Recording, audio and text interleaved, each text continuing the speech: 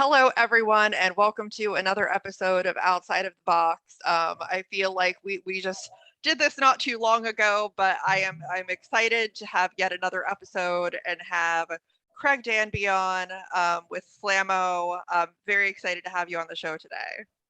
Thank you for having me. I've watched all of them except the huge one because I've been busy, but I'll catch up and I'll watch the huge one. But yeah, good job so far. Awesome. Excited to hear that. Slammo is an interesting robot. There unfortunately are not many grapplers out there because everybody has gone the way of either vertical or horizontal spinners for the most part. So always exciting to see something different, and especially a robot that can suplex other robots has to be one of the coolest things that exists. Well, Kenny Florian thought so, so I will agree. I'm not in a place to argue with Kenny Florian anymore. It was a natural thing. I wanted to do something that was a bit different. And there was a bot in China that did something similar, not quite as how we did it. So I kind of did it a little different. But obviously some other people saw it too and did the same thing. So Claw Viper, Kevin has a 12-pounder, I think, which is identical to the heavyweight. So I think he technically did it first, but I'd like to think I do it better. So challenge. And it's so interesting too, because I have often compared BattleBots to professional wrestling in a lot of ways, in the sense of, you have a team and a robot that have a certain persona, that you're trying to get out there. I mean, I think all of the robots have a set personality. And I just, I find that interesting, especially how that comes through typically the whole team. It just kind of everything matches. And I think that that's fantastic. I like to kind of think of robot combat kind of a bit like mixed martial arts, where you can kind of do a bit of everything. You can be a wrestler and a grappler, or you can be a striker, or you can be you'd be a kickboxer, and you can boxing, kickboxing, different types of striking. So I kind of compare it to that. So it's definitely on the wrestling spectrum of mixed martial arts and the grappling side of things. Yeah, we're kind of going into sort of the jiu-jitsu realm with the new robot. We'll use the opponent's energies against them, hopefully. That's the plan anyway. Yep, and we'll definitely talk more about that. I want to go into, I mean, last year, unfortunately, there were, really only 2 matches to talk about, but I do want to kind of get into those, because I'm sure, as I've talked to a lot of the builders, sometimes when you have those matches that don't go your way, you learn a lot from them, and that kind of helps you evolve the robot, better for the next season. I mean, going into the first match and going straight up against Hypershock, who is, a very tenured robot, really great driver, and Will Bales. I think that it seemed like you probably plan to utilize the upper deck in that match. I mean, that's a great tool for Slamo to use. But Will was super aggressive, and I think it seemed like just that didn't allow you to do very much or really execute on the plan that you had. Yeah, that's a pretty good way of explaining it. I believe our first fight was supposed to be Monsoon.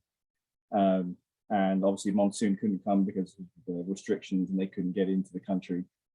So Aaron Catling, the director, who's the executive, one of the executive producers, wandering around, he goes, "Who do you want to fight?" And I went, "Tombstone." And he's like, "Who do you really want to fight?" I was like, "Tombstone." He goes, "Who do you really want to fight, Craig?" And I was like, "I really want to fight Hypershock." And he goes, "That's a good idea." And then we got Hypershock, and I don't regret it. I love the Hypershock guys. In terms of like the robot combat community, I'd rank them among my best friends. I adore every single one of them. Will less so. I like Kyle quite a lot, and Gary. Will's all right, I suppose. But it was great to it was great to fight them. So they typically turn up completely in pieces, and they did exactly that this year. They turned up in pieces. So we were supposed to fight on the second day, and we purposely didn't do all of our functional tests to not rush them through. We actually held back so that they didn't get hassled. So if we weren't ready and they weren't ready, they couldn't force us to fight early. So we purposely held back. And then we got to the point where we're like, we can't hold back anymore. We've got to go do our functional and do all of our tests so we can get ready. And we went out and I broke the robot. So when I drive the, I've got in here, the mini one. When I drive the upper arms down, I press left on the stick, and then that automatically brings the lower arms up. Well, when we fought Hypershock, I went with just the static arms that don't have the upper arms, so it's just the lower arms, and that locks it all in. But that means the controls are reversed. So I pressed like I would do normally as if I had upper arms, and I snapped the chain, and the chain whipped through our electronics box and killed it. So robot comes out, and then we are rushing to pull out all of the bits and pieces and get it back together. And I plugged it all in completely backwards, and like forwards was left and instead of forwards, and backwards was initially backwards was right, and it was just kind of mixed up. Like, I can fix this in the programming, and I flipped through it and I got it completely wrong. And then forwards was still left, but then backwards was like down. And then so I got it completely wrong and got really muddled up. I was like, oh, I can't, let's just do it. I'll figure it out. And you can't do that against Will because it's such a fast robot, it's such a good driver. He knows exactly where to point it and stuff like that. And because we bought him extra time, he was actually ready, which was not good for us, obviously. But you can see when we did the thing at the beginning and we swapped sides, which was completely pre-planned. I actually didn't want to go back. I thought we could swap booths as well. It would be really funny, but they weren't having that anyway. When I drive over really, really carefully, like really, really wide turn. And like, yeah, that's great. I can do this. I can drive it. And then immediately on go, I pressed forwards as I would do normally, and it went on the spot. I was like, no, that way. And so yeah, I should have taken the time to just breathe, relax, reset the controller, plug everything correctly, put it all back in. But I got myself like a hecticized, and it didn't work. So, but that said, even if the robot was in 100% working condition, the outcome doesn't change. I think it probably would have taken them longer to do it, but he was kicking our ass no matter what happened. Hypershock is a beast, and with the Sin City Slugfest coming, you're going to see how much of a beast it really is. I mean, that is true. And I mean, it's one of those things, though, you know, with the control situation, and I've heard this from builders as well, that fans can't really understand how that feels in the moment when you're in the match, that, you know, it probably would take a lot to just take that breath and, you know, think about what you need to do, because there's just so much going on and it's very intense. So it's kind of hard to do that and collect yourself when you realize something isn't quite going the way that you want it to. Yeah, there is always the option. It's not one that we like to do, but there is always the option to turn around and go, I need a postponement. I need to come back to this in half an hour. I need to get this right. And in hindsight, I should have done that. But like I said, I don't think it would have made a difference come the fight. So I'm fairly comfortable with the choice we made. We didn't look very good, and we looked even worse in the second fight, but I'm sure we'll get to that. But it was what it was, and they say every fight is a learning experience. Well, we've done a lot of learning in 2021. Definitely. And yeah, I mean, that second fight, it was an interesting one, I think, against Switchback, because they have an interesting setup with the way that their weapon works. And I mean, to me, I would think they would be very hard to grab just because of the way that they're configured. I mean, you were able to grab them somewhat, but you couldn't lift them. I mean, does that have a lot to do with just their design? And, you know, something was not quite right with that.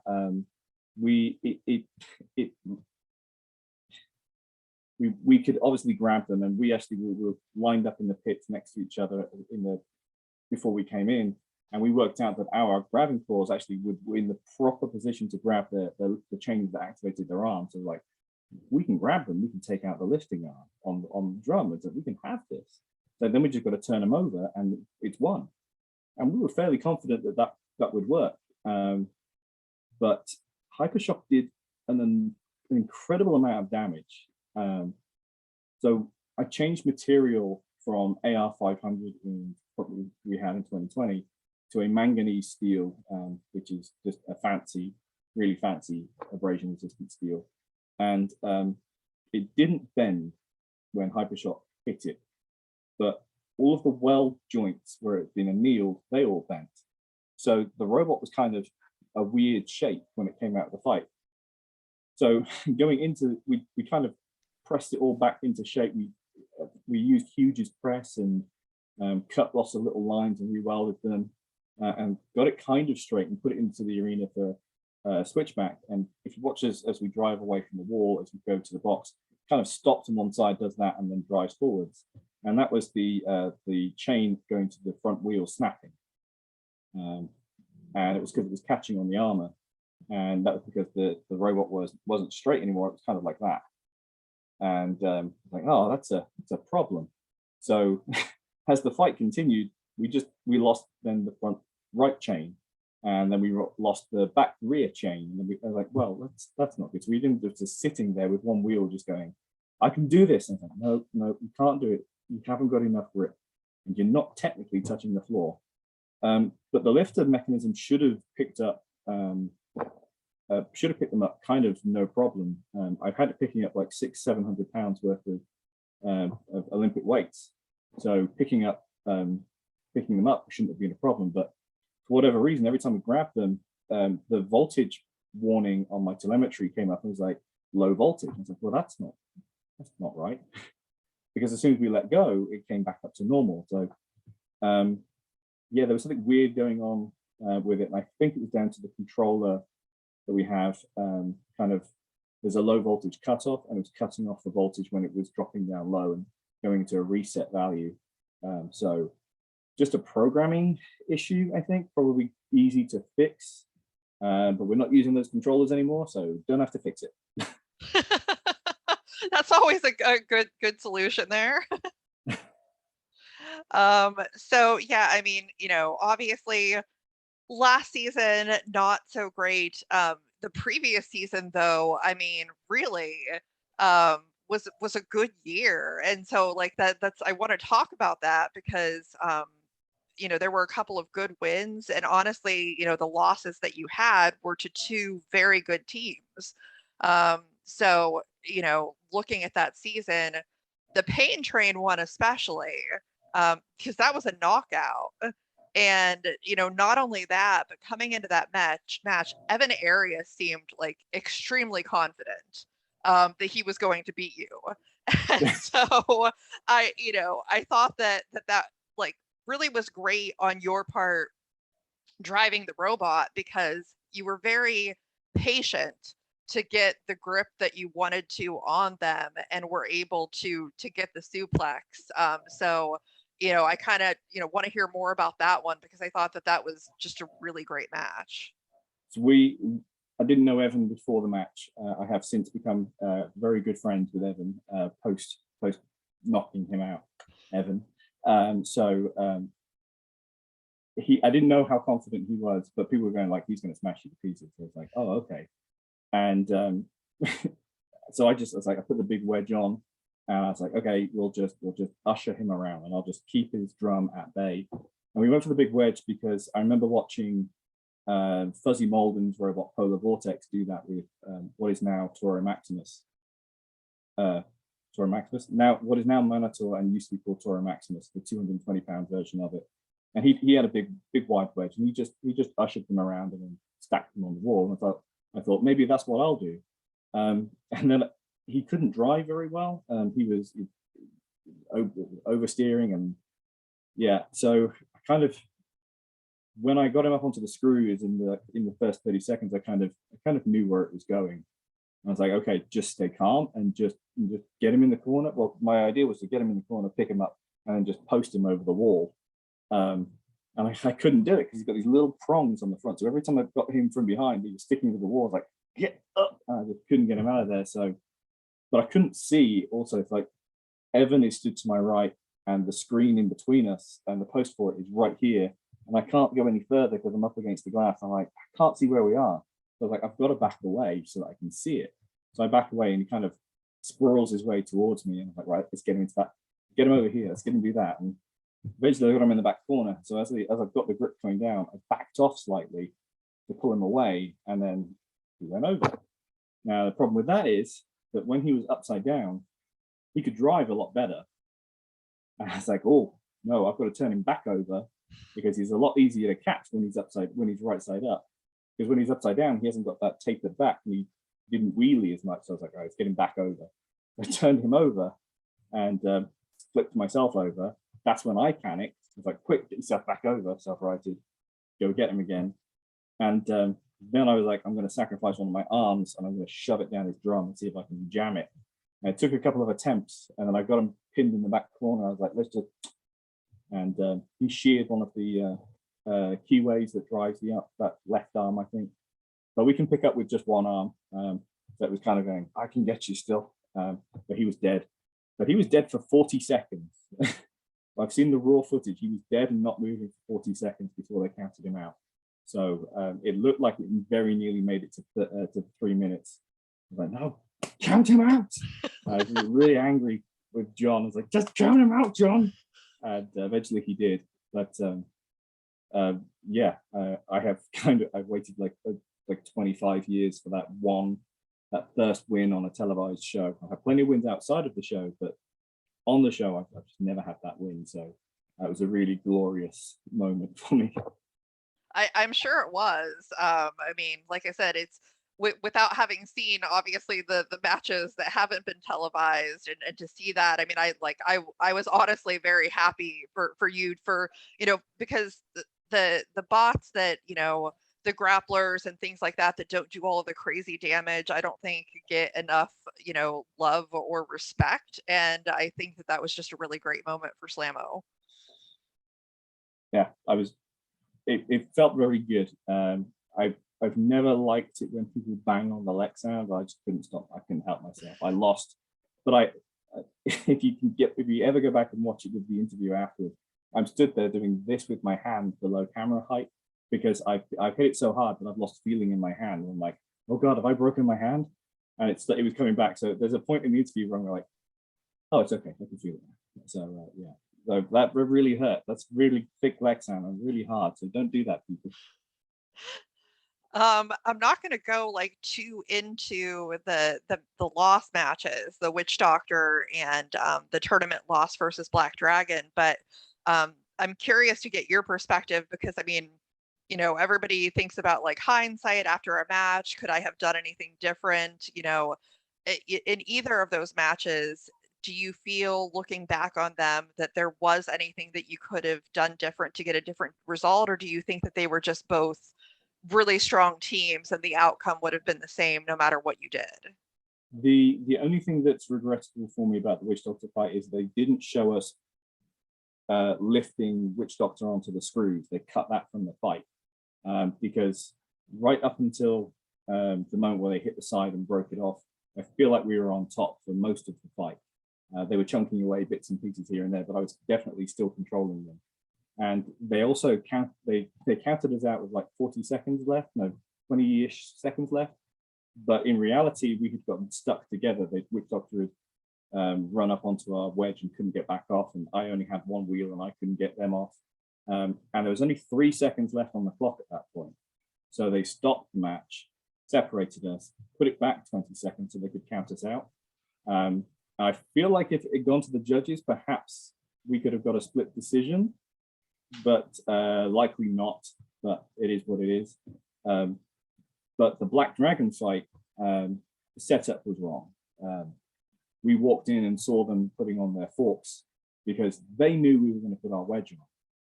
And if I'd have stuck with the Witch Doctor single prong double arm setup, I think I could have got underneath them and I could have done more with them. And that definitely came down to my fear of the robot at that point. I was so desperate to sort of have a run in the tournament that I didn't take. I thought going for the wedge was the was the safe option, and I could probably do it. And if I'd have taken the risk and I'd have gone for the single prong instead of the big wedge, I think I could have got underneath them. I could have picked them up. I can run with a robot up in the air. Maybe I could have won. But I'm always my harshest critic. I'm always my harshest critic. And I was very determined to do well in 2020, and I still feel like, even though it was like my best year, still feel like I didn't achieve what I could have achieved. I don't think I'd have got past the next round, which was Tombstone, and if I'd have got past Tombstone, I wouldn't have got past Ribot. So I think we probably got as far as that robot could have gotten, but I still felt like we could have gotten more. And yeah, hindsight's 2020, right? So it is what it is. Definitely. Now, you know, given that and talking about those past matches and like the lessons learned, where do you plan on taking Slammo in the future, at least as much as you can talk about it without giving away all of your secrets? Well, all of my secrets are up there on Instagram and wherever I've been posting stuff. So the new bot is built. It is in, I designed it while we were in the pits of 2020. I walked around the pits and saw how everybody was building their robots. I've always done a welded monocoque frame, and it was a real pain in the ass, quite frankly, to work on this year, because I've been getting ever so slightly smaller and smaller and smaller every year. That I was like, I've got to go to a bolt through frame, like Witch Doctor, like Endgame. So completely changed the construction style of the new robot. It's a big aluminum body, and then it's got AR500, folded AR500 armor on the outside of it. And the other big thing that we did was we took a look at what the spinners were doing in terms of their power, and realized that we're nowhere near, even the control bots, we're nowhere near. We don't have the drive power, and we don't have enough power in the lifter to be able to even do anything like what they're doing. So I made the decision to up the power of everything. So we cloned Hypershock's drive. So we've got smaller wheels than Hypershock, but we've got the exact same drive setup as Hypershock now. I cloned their weapon system and I put it through a really big gearbox, and now that does our weapon system. So our weapon system now is probably, it's quite a lot more powerful. The numbers are astronomical compared to what they were last year. They're at least triple what we had last year in 2020, because it's the same setup for last year in 2020. So we've triple the torque, and we're also running at double the speed, so it's far faster suplex. So we're actually going to be able to bot jitsu people around. We're going to pick people up and throw their weapons over before they can turn them off, hopefully. I've also got rid of the Swiss Army style that we have for the robot, which is kind of a layover from the bombshell guys that have been on the team. So we had a bit of everything for everybody. Whereas this time each weapon setup on Slamo cost like $2,000. And I was like, well, that's like, we in 2020 when Mobot was paying, that wasn't so much of an issue, and I could have 18 different weapon setups. It didn't bother me. It's fine. It doesn't matter. But last year when I was paying for it myself and I had 6, I realized that was another robot basically that I had in spares, that I didn't use, and so I just thought I'll go for a design where it's one design fits most. Not all, but most, and perhaps I can adapt onwards from there.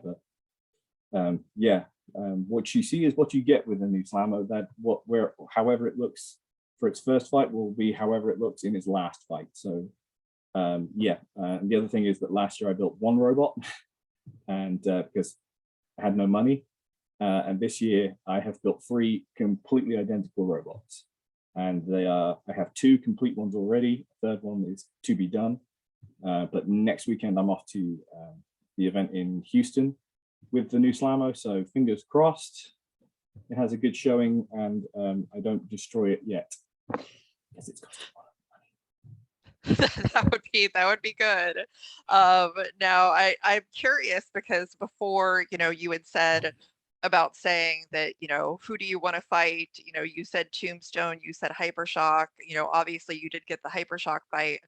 What robots in today's current landscape are ones that are on your wish list of I really want that match? I'd really like to fight Mammoth. Like if I was writing a list, Mammoth would be number one. Mostly because I love Ricky. And I fought them a couple of times before with one of my older robots, Foxtrot. But I'd love another shot at them with Slamo. I think I have this image of being able to grapple onto their spinning lifting arm and just doing pirouettes around their weapon, around them as they're doing it like a cartwheel. That's not how physics works, but I love that idea, and that would be terrific. Because I don't think it's like I could suplex them, but they'll just get back up, and they could flick me, and I could just get back up. And I think it would be a fun 3 minutes of two robots trying their best not to throw each other out of the arena, but also trying to throw each other out of the arena. And Ricky's a terrific driver. He's an underrated driver as well, I think. I really want to fight Tombstone. I really do. I fought Ray in 2016 with another old robot of mine, Foxic, and it held up really well, and they got hung up on the floor. And then I moved the wedge after we'd been counted out, and it drove off. I was like, oh, damn, I could have fought on. So yeah, I owe Ray a whooping. I have a bet with Justin, his son. So we are going to have to fight at some point. Otherwise, he's going to have to. One of us is going to have to pay up, and I think it's going to be him this time. It would be an interesting match. I mean, it's one of those things that as long as, even if a robot has a powerful weapon in the front, if you can avoid that and manage to get around to the parts of the robot where there is no weapon, then, who knows what you could do. Well, I've always had, like, I really hate when people are like, I'm going to get around the side of you and do this. It's like, I'm not going to let you get around the side of me. And I remember fighting somebody who's like, yeah, I'm just going to get around the back and take out your wheels. It's like, you realize I can turn on the spot, right? I'm not going to drive forward and let you hit me from behind. I'm quite a quick robot. You can't really do that. So I've always been of the opinion that the front of your robot is where your weapon is. You should be willing to put whatever weapon you've got, if it's a lifter, if it's whatever, you should be willing to throw that down the throat of whatever is in front of you. And with Tombstone, I would literally just line up my forks and be like, let's go. And if the forks are still on when I try and suplex him, terrific. If they're not, well, I'm a big wedge and I'll just shove them around until one of us is dead. So I have no real tactics. It's just face front and hit them as hard as I can. Yeah, with the exception of Hypershock, they can definitely get around you. I can prove it. I was also going to ask, because I know I've talked to a couple of the teams about different things in BattleBots, specifically the upper deck, but some other things just in general about things to look at changing for next year. But the upper deck, even though I think most teams hate it, I would think that is definitely an advantage for Slamo, is to get somebody up there. So I mean, is it something that you like because it does benefit your robot? I don't hate the idea of it. I think the implementation of it hasn't been properly thought through. I think it certainly could have been done better. But it needs, if they're going to get rid of the out of the arena zones completely, which is my understanding, then we need to have something to put somebody on. The upper deck is fine. It should be smaller. It's far too big because it's killing motion in the arena. I don't know that the upper deck is the solution. I think part of the solution is what they're really trying to do, which is to make the lifter bots be able to knock somebody out by lifting, which is the approach that I'm trying to take, in that we've upped the power of the weapon so that by picking up, say, Tombstone, I can suplex them into the wall with their weapon spinning, and their weapons will hopefully destroy themselves. And that's where the jiu-jitsu side of things is, using their energy against it. So it comes down to, I think, how you're trying to implement the change of energy, because robot combat in reality is just it's the exchange of energy. and I want to exchange their energy back to them by taking as little as possible. And I don't think the upper deck changes that strategy. I think the upper deck is okay, but it's a gimmick. I say get rid of it completely, and if you're going to stop us from having it out to the arena zones, fine, but then make damage not the number one, make aggression the number one. So yeah, I don't think changing the judges will help. I think the judges actually do quite a good job. I don't think the referees are doing a bad job. I just think that there needs to be the two judges that we have in the boxes with us. I think there should be a third, like, head judge. So they're like linesmen in soccer. So they're kind of John and the two judges are like, they're telling the head referee this bot isn't moving, and then the head referee goes, tell them to back away. So they tell them to back away and go, okay, you count them out. Just kind of like either a head judge with two other judges, or some kind of adjudicator to do that kind of thing, just to keep that under control. And I think that will solve some of the controversies. But what do I know? I'm just a 25-year builder. I mean, I know one thing for me that I've said a couple of times is that I feel very strongly as a fan, and I mean, you know, no one wants their robot to get completely torn apart, but at the same time, for me, I think if your robot is still moving, like I hate the crab walking rule so much, because I think if your robot's still moving and you're cool with continuing the match, then I think that it should just continue. Yeah. See how you feel after Sin City Slugfest. I'm sure this may come up. But trying to define crab walking is fine. If you remember back in 2018, 2019, I can't remember which one it was, Tombstone for Gigabyte and hit it and the shell popped off, and that was, and they were like, oh, tap out. I'm like, there's no tap outs here. If you want the fight to be over, stop moving. And Ray respected that, because we all would. If you go, hey, I'm out, I'm done, that would then come back in and hit you, that would be a real dick move. But people generally don't do that. So I think if you're done and you know you're done, say, hey, I'm out, and then the other team will back off and let you get counted out. And it's the way I've always done it. But I also I have no quit. I don't know how to quit something. So I always, if the robot will move, I will keep moving until one of us can't move, or the judges then tell me that I lost, which is normally what happens. Yeah, I mean, we'll see what happens next year, but you know, things change, things evolve. Yeah. One thing, speaking of evolution, that I wanted to ask too is that um, it didn't used to be, you know, at one point in time that every robot had a self-righting mechanism. In fact, a lot of them didn't.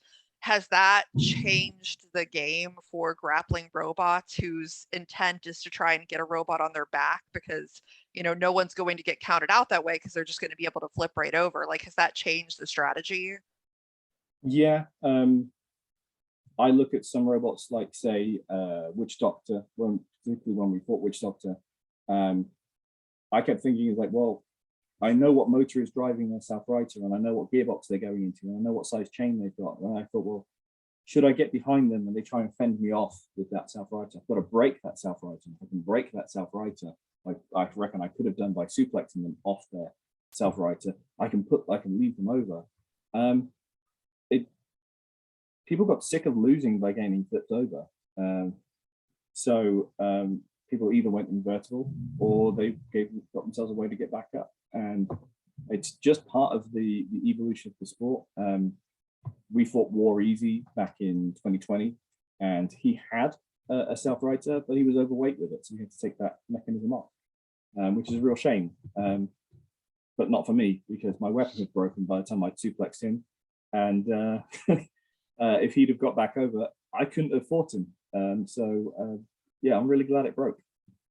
But it doesn't change. It shouldn't change anything. Everybody has to evolve. Lifters and grapplers like mine have now got to increase our weapon power. We need to now make that more of a threat, in the same way that crushers have to evolve, with Kraken being far more powerful and Quantum being far more powerful than the previous generation of crushers. Grapplers and lifter bots now have to take that step forward and get closer to people like Blip and Hydra. If you're going to flip somebody, flip them. Let's get them up there. If you're going to grapple somebody, grapple them. Make it hurt when you grapple them. And that's just my ethos towards it. I want to be, if I'm going to be competitive, let's fight like we're competitive. I'm curious, of the robots that are out there too, because I mean, we talked about, robots that you want to fight and things like that. But what, like, if you look at, different bots, what type of bot do you think that you have to strategize the most for? Like, which type of robot is the hardest to go up against Slammo, and you really have to think about what you would do against it? The big boys, the huges, the mammoths, maybe the shatters, because they while they strike from above, what they strike from above with changes, and you have to prepare in a different way for whatever they have. So if they have the Mary Special, which is basically a strange looking knife type setup, I don't know how I'd set up for that. I don't know what kind of armor setup I would go for with it, because you don't really know how it strikes. It's going to hurt when it hits. So how do you set up for it? Verts are fairly mundane in terms of strategizing and setting up, because they're going to get underneath you and destroy you anyway. So why bother? And horizontals are great because you don't have to be on the floor.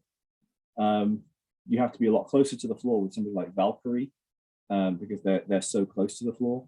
But with someone like Tombstone, who's just a little bit higher, you can afford to be you can afford to not worry about being so low. I'm going to regret that when he brings out his super long bar that hits like a millimeter off the floor in the future. But the big boys, I mean, I have no idea what we do to Huge. I've had ideas, but none of them would work.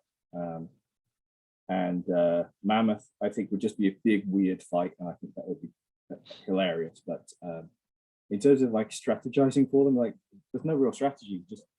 Just grab, like on Huge, what can I do? I just grab what I can grab, which is maybe a wheel. And if I get a wheel, great. What do I do with it? If I suplex it, it's the same but the other way up. So I've then got to turn around and grab him. I was like, what do I do with it? So yeah, probably somebody like that. And I have another interesting question, just because I've spent a lot of time recently going back and watching some of the older I mean, not super older seasons, but like the older Discovery seasons, older ABC seasons. And for some reason I had forgotten that originally, the first year that Bite Force won the tournament, it was a very different robot in a lot of ways than the later version that won. It was more of a control bot originally. Yeah. So what do you think, like, obviously one of like probably the most successful robot in the modern battle bots, what do you think that it was about Bite Force specifically that nobody else has really been able to duplicate today? Reliability. Paul, just like the robots that Paul built, every time he turned it on, it did the same thing it did the last time he turned it on. And it seemed like no matter what he did, it was always the same. It was always the same setup. It drove the same. There was never any quirks, no matter what he did to the front of that robot, where he had the wedge on or the fingerling wedgelets. It just drove the same. He never did anything crazy in setup. It was one of two different front ends. The weapon was big, scary, and powerful, and it was reliable. It was super, super reliable, and that is killer. In 2020, we had a much more reliable robot, and we did much, much better. Whereas in 2019, I had a very unreliable robot, and I didn't win anything. So reliability for Bite Force.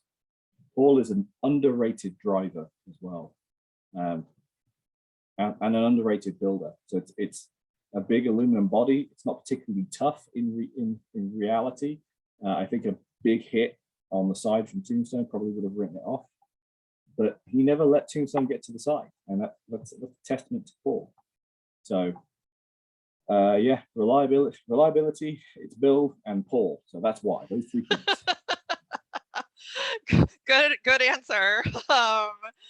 So one like kind of last thing that I wanted to ask about, especially because you've been doing this for such a long time, and I know that there's a lot of new teams and younger teams either in the sport or trying to get into the sport. What are, some of the things that you would tell them to, like either just things to know or things that would help make them more successful? It's very different from when I started, way back. But the number one thing is there are, particularly in America, there are events. There's almost an event every calendar weekend. Watch it, watch the streams, join the Discords, ask questions. Don't think you know everything. I see a lot of new teams come in and they go, well, I'm going to do this and it's going to do that. Like that's not how physics works. So yeah, if somebody offers advice, whether you like it or not, it's still worth listening to. And save, because your first bot won't cost very much, and then the next bot will cost triple what that one cost, and the next bot will cost double what that one cost, and it will continue to rise. So be prepared. You'll getting started is the easy thing. Keeping going is the hard part. So it takes commitment. If you like, I was at an event in Charlotte a few weeks ago, and I met a kid, and he's like, "It's my first event, and I really want to do BattleBots one day." I'm like, "That's great. I hope you do. Start saving in that college fund you've got. Empty that. You're not going to need that. Go to college, kids." But it's now so much easier to get into. There are kits you can buy. The FingerTech kit is actually really great. The Viper kit is fantastic. There are other kits available, but I like FingerTech. Give me free stuff, Curtis. Get a kit, get started. You can build with a 150 gram robot, this is the 150 gram version of Slamo. I always build a tiny one to test my concept for the big one. You can work up to a 3-pounder, which is my 3-pounder.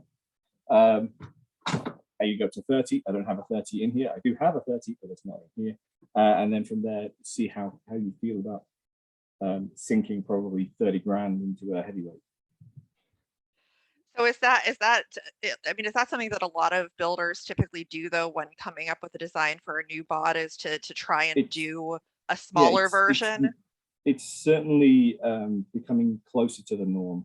A lot of people will start generally at a smaller scale and then work their way up. A huge, I believe, I don't know if it was a 30 first or if it was a 3-pound first, but it was a small, huge, and then they've worked it up into big, huge. So they're a great example of that. Pain Train, Evan Arias is probably the best driver in the Beetleweight division, and he hasn't yet scaled that success into the heavyweight version, but he certainly started at a lower scale and came up to it. It seems to be the way that a lot of newer builders do. Mammoth did. He started with a 12-pounder and ended up with the Mammoth. So start small, because it's cheaper and it doesn't hurt anywhere near as much on your wallet or on your hands when you're trying to work on them. Yeah, start small and kind of work your way up. Or start with depending on your age, start with Lego. That's what my daughter does right now. She does Lego. I love the Lego builds. They are the most fun thing to see on like Instagram and stuff like that. I get tagged, "Hey, I made a Lego Slamo." I was like, "Oh, there are better robots you could have built, but thank you. It's amazing." Yeah, you got it. You got to start somewhere. Yeah. But yeah, no, that's great. Anything else that you wanted to add at all that we didn't cover? No. If anybody wants to sponsor me, it would be a real great way to save my bank balance and probably my marriage. It's a joke. My wife will not find that funny. But if anybody's looking to sponsor a robot, I am currently available. Yay, sponsors. Well, Craig, it was so great getting a chance to talk to you. I'm really excited for next season. To see what Slammo can do. I hope to see a match against Huge or Mammoth, because I have to know what will happen. So I need Mammoth. I need the Mammoth fight. Huge, I'm not so worried about. Mammoth, I could quite happily fight Mammoth. Yeah, I agree. And thank you for having me on the show. I've listened to all of them, and I will continue to do so as we go forward. So thank you for having me. Yeah, absolutely. And for everyone listening, if I'm sure that you're aware, but if you're not, I have a Facebook page, I have a Twitter, and then the shows are here on YouTube, and then also on Podbean for the audio version if you can't watch it. So please check it out. But get ready for next episode is going to be a very special and different kind of episode. So I hope everybody is ready for it. And thank you so much, and see you next time.